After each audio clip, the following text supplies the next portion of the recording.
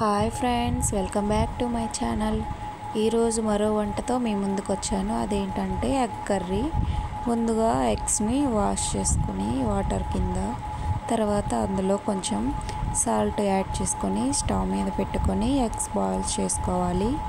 Eggs boil అయిన తర్వాత పక్కన పెట్టుకొని ప్యాన్లో ఆయిల్ వేసుకొని ఆయిల్ హీట్ అయిన తర్వాత తాలింపు గింజలు, కరివేపాకు, పచ్చిమిర్చి, ఉల్లిపాయ ముక్కలు అన్నీ వేసుకొని బాగా ఫ్రై చేసుకోవాలి.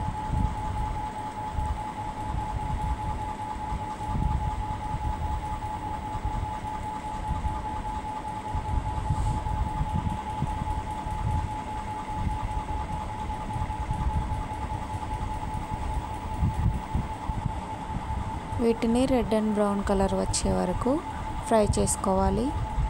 మంటను మీడియం ఫ్లేమ్లో పెట్టుకోవాలి. బాగా ఫ్రై చేసుకున్న తర్వాత అల్లం వెల్లుల్లి పేస్ట్ 1 స్పూన్ వేసుకొని పచ్చివాసన పోయేంత వరకు ఫ్రై చేసుకోవాలి. తర్వాత పచ్చివాసన పోయిన తర్వాత అందులో టమాటా ముక్కలు యాడ్ చేసుకోవాలి. టమాటా ముక్కలు బాగా కలుపుకోవాలి. ఉల్లిపాయ పచ్చిమిరపకాయల్లో బాగా కలుపుకున్న తర్వాత అందులోకి 1 స్పూన్ పసుపు,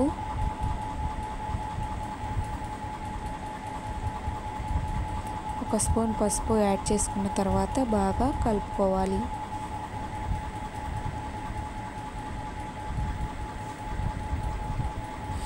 ఇవి తొందరగా మగ్గడం కోసం గళ్ళుప్పు 1 స్పూన్ యాడ్ చేసుకొని బాగా కలుపుకోవాలి.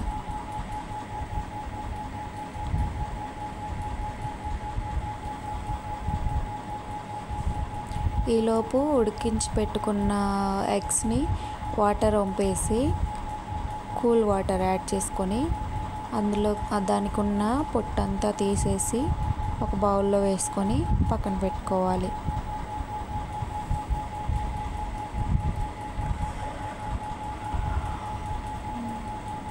తర్వాత టమాటాలు వేసాం కదా, ఆ టమాటా ముక్కలు మగ్గినాయో లేదో చూసుకొని, మగ్గితే దాని పక్కన మనం గిన్నెలో ఎగ్స్ బాయిల్ చేసి పెట్టుకున్నాం కదా, అది ఒలిచి పెట్టుకున్నాం కదా, గుడ్లకి ఇలాగ కత్తితో ఘాట్లు పెట్టుకోవాలి.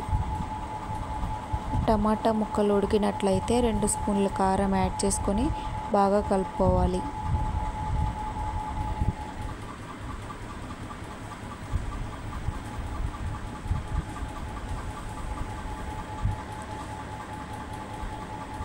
అడుగంటుకోకుండా బాగా కలుపుకోవాలి.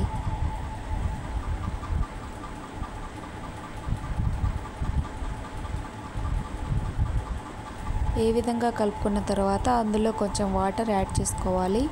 వాటర్ యాడ్ చేసుకొని ఇందాక ఒలిచి పెట్టుకున్న ఎగ్స్ని కూడా అందులో యాడ్ చేసుకోవాలి. యాడ్ చేసుకున్న తర్వాత వాటంతా బాగా కలుపుకోవాలి చిన్నగా, లేకపోతే ఎగ్స్ విరిగిపోయి ముక్కలు ముక్కలు అయిపోయే అవకాశం ఉంది కాబట్టి చిన్నగా కలుపుకోవాలి.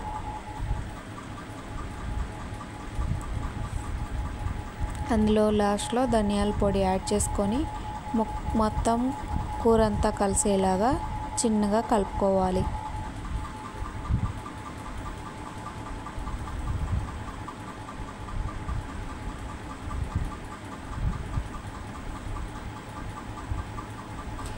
ఈ విధంగా కలుపుకున్న తర్వాత ఒక 5 మినిట్స్లో ఎగ్ కర్రీ రెడీ అయిపోతుంది. నచ్చితే లైక్ చేయండి.